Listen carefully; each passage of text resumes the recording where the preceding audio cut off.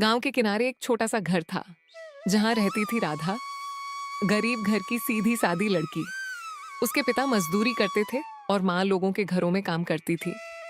गरीबी थी मगर संस्कार और आत्मसम्मान बहुत था। राधा बचपन से ही समझदार थी। वह जानती थी कि उसके माता पिता ने उसे पढ़ाया लिखाया है, यही उनकी सबसे बड़ी दौलत है। मगर किस्मत ने उसका विवाह एक बड़े और अमीर परिवार में कर दिया। शहर में हवेली जैसी कोठी, नौकर चाकर, बड़ी गाड़ियां, सब कुछ था वहां। शादी के दिन सबने कहा राधा की तो किस्मत खुल गई। लेकिन कोई नहीं जानता था कि किस्मत खुली है या परीक्षा शुरू हुई है। शादी के बाद जब राधा ससुराल पहुंची तो सब कुछ उसे किसी फिल्म जैसा लग रहा था। बड़े कमरे, चमचमाती फर्श, हर कमरे में ऐसी और नौकरों की आवाज आई। पर उस घर की बड़ी बहू कविता उसे पसंद नहीं करती थी। कविता अमीर घर की, पढ़ी लिखी और थोड़ी घमंडी थी। उसे लगता था कि गरीब घर की लड़की इस घर की शान के लायक नहीं। पहले ही दिन कविता ने ताना मारा, सुनो राधा, यहाँ गांव जैसे तरीके नहीं चलेंगे। हमारे घर की इज्जत का ध्यान रखना। राधा ने सिर झुका लिया। जी दीदी। दिन गुजरने लगे। राधा हर काम पूरे मन से करती। सास की सेवा, ससुर का ध्यान, पति रोहन का ख्याल, सब कुछ। लेकिन कविता हर बात में कमी निकालती। राधा, ये सब्जी में नमक ज्यादा है। राधा, ये साड़ी पहनने का तरीका ठीक नहीं। राधा, तुम हमारे स्टैंडर्ड की नहीं हो। राधा चुप रहती। रात को तकिए में मुंह छुपाकर रो लेती। उसके पति रोहन स्वभाव से अच्छे थे मगर बिजनेस में व्यस्त रहते। उन्हें घर की छोटी छोटी बातें पता ही नहीं चलती थीं। एक दिन ससुर जी की तबीयत अचानक खराब हो गई। घर में अफरा तफरी मच गई। कविता घबरा गई। नौकर समझ नहीं पा रहे थे क्या करें। राधा ने तुरंत स्थिति संभाली। उसने एम्बुलेंस बुलवाई, दवाइयां तैयार की और अस्पताल तक साथ गई।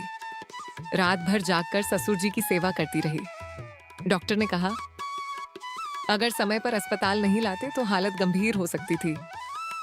ससुर जी की आंखों में आंसू आ गए। बहू, आज तुमने मेरा जीवन बचाया है। कविता पहली बार चुप थी। अस्पताल से लौटने के बाद ससुर जी ने सबको बुलाया। आज से इस घर की जिम्मेदारी राधा भी संभालेगी। उसने साबित कर दिया है कि संस्कार पैसे से बड़े होते हैं। कविता को बुरा लगा मगर सच्चाई सामने थी। धीरे धीरे घर में सबको राधा की अच्छाई दिखने लगी। वह नौकरों से प्यार से बात करती, सास की दवाइयों का समय याद रखती और पति को हमेशा मुस्कुराकर विदा करती। कुछ महीनों बाद बिजनेस में घाटा हो गया। घर में तनाव फैल गया। रोहन परेशान रहने लगे। कविता और उसके पति ने अलग रहने की बात शुरू कर दी। पापा, हमें अपना हिस्सा चाहिए, कविता ने कहा। ससुर जी टूट गए। राधा ने रोहन से कहा परिवार बंट जाए, इससे बड़ा नुकसान कोई नहीं, पैसा फिर आ जाएगा। राधा ने अपने गहने तक गिरवी रख दिए ताकि बिजनेस संभल सके। किसी को बताए बिना उसने यह कदम उठाया। जब ससुर जी को पता चला तो वे रो पड़े। बहू, तुमने अपने मायके से क्या लाया था? राधा मुस्कुराई। संस्कार, पिताजी, बस वही। कविता को भी अपनी गलती समझ आने लगी। उसने देखा कि जिसे वह गरीब कहकर अपमानित करती थी वही आज घर की सबसे मजबूत दीवार बन चुकी है। एक रात कविता राधा के कमरे में आई। राधा, मुझे माफ कर दो, मैंने तुम्हें कभी अपनाया ही नहीं। राधा ने उसका हाथ पकड़ लिया। दीदी, घर रिश्तों से बनता है, अगर आप साथ देंगी तो सब ठीक हो जाएगा। उस दिन पहली बार दोनों बहनों की तरह गले मिली। धीरे धीरे बिजनेस फिर से चल पड़ा। घर में हंसी लौट आई। ससुर जी स्वस्थ थे, सास खुश थी और रोहन को अपनी पत्नी पर गर्व था। उस रात राधा अपने कमरे में आई। कमरे में ठंडी हवा चल रही थी।